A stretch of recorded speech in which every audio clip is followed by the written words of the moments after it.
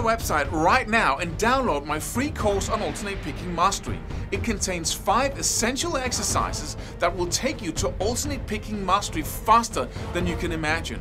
And then I've included my method of how to lay out a practice plan in just 1 to 2 minutes that will absolutely boost your results like nothing you ever tried before. So go download it right now. It's free.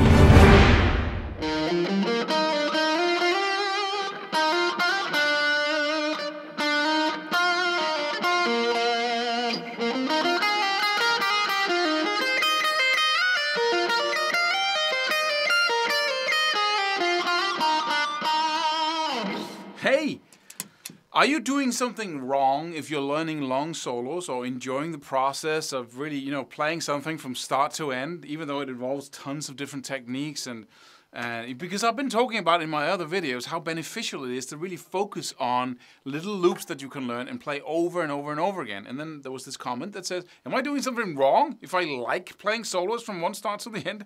But it's always a matter of where you want to go. You have to always ask yourself, what am I trying to do here? Where am I trying to go? And what am I doing to get there? What will this produce, right? This behavior that I'm having, where will this get me, right? And if you want to get to mastery, whatever you call it, the fastest way possible, then you want to focus on how to be efficient about that. If you enjoy playing solos from start to end, of course, then and if that's your focus, enjoying yourself and having fun, looking into something other people did, and if it's that's the only way you're motivated, then by all means you have to do that, right? If you can't get yourself to play small loops and do the things I talk about, then that's absolutely not for you, right? And so you don't want to say, okay, so now I don't want to play guitar because it's wrong to play long solos, or it's just inefficient and I'm just never going to develop my own playing style because I'm not doing what Claus says, so why bother? Right? Just do whatever, right? Because what we often do is that we leave out something when we talk about what's good and what's bad for us. And that one thing we leave out is ourselves. So we say, I should do. No, you shouldn't.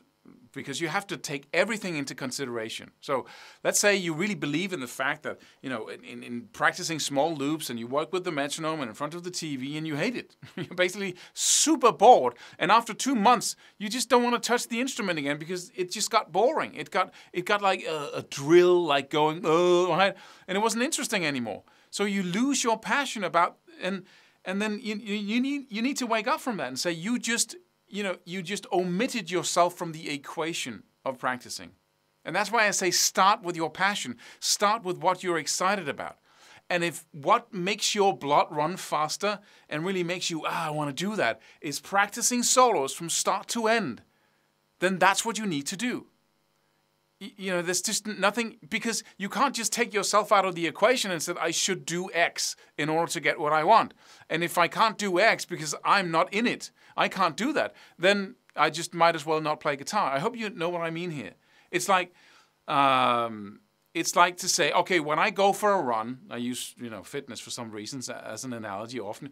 If I go for a run, I should at least run 8 miles. That's the proper distance to run, but you can never get yourself to run more than 4. And so you stop running. After you start running again, I should run 8 miles. That's what you should do. But that's an outside thing, it has nothing to do with you. So you need to include yourself in that should and say, what should I do? Because otherwise it becomes an alien thing that you just look at and say, I should do that. But whenever that happens, because the equation is wrong, basically, is inefficient, then you stop all the time. But if your equation includes you and say, I don't enjoy running more than 4 miles, suddenly you're in there. And then suddenly you can run on a consistent basis, perhaps. I don't know if that example is good in your world, is relevant for you. But it's like including yourself all the time, right? In what you plan. Instead of having some objective, which is not, never exists, objective idea of what a person should do to get to the place he wants to go. That's why you can watch these videos forever. But you have to take everything I say and apply it to your own world. Apply it to how you work. And that's the work, basically. That's taking, that's a nice insight. That's a cool thing. And then you apply and see, how does that work in my world? How can I apply that? How can I try again and again and again to apply it until I have shaped it and molded it so it fits my world, what I want to do?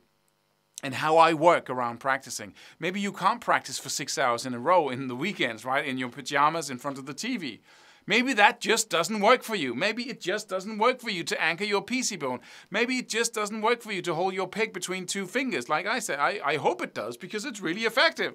But that doesn't change the fact that you always have to include yourself in the equation, test things out, and see what works for you. Don't leave it too fast because sometimes, things seems uncomfortable just because you haven't tried them for long enough, right? And so, oh, that's not me. Well, maybe it isn't. You just have to push and try, right? You have to try run 8 miles and see if you can get used to it over a couple of months. But at some point, you must take yourself into consideration and say, I'm in this equation. I'm in this thing I say I should do. And so what does that do to the equation, right? Maybe I'm the guy who can run 4 miles twice a day. But I can't run 8 miles. I so not enjoy that. Just a little ending example. I found out that I don't like running at a relatively high pace when I'm running. I hate that.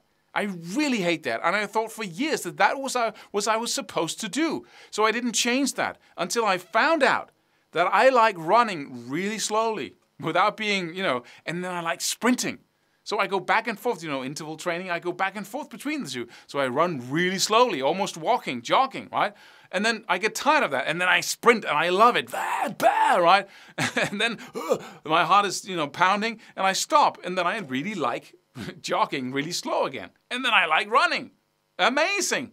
But that's just me. So you have to apply any strategy to yourself and remember to include you instead of, going back to that old, there's something wrong with me. I should be able to do X and I can't, right?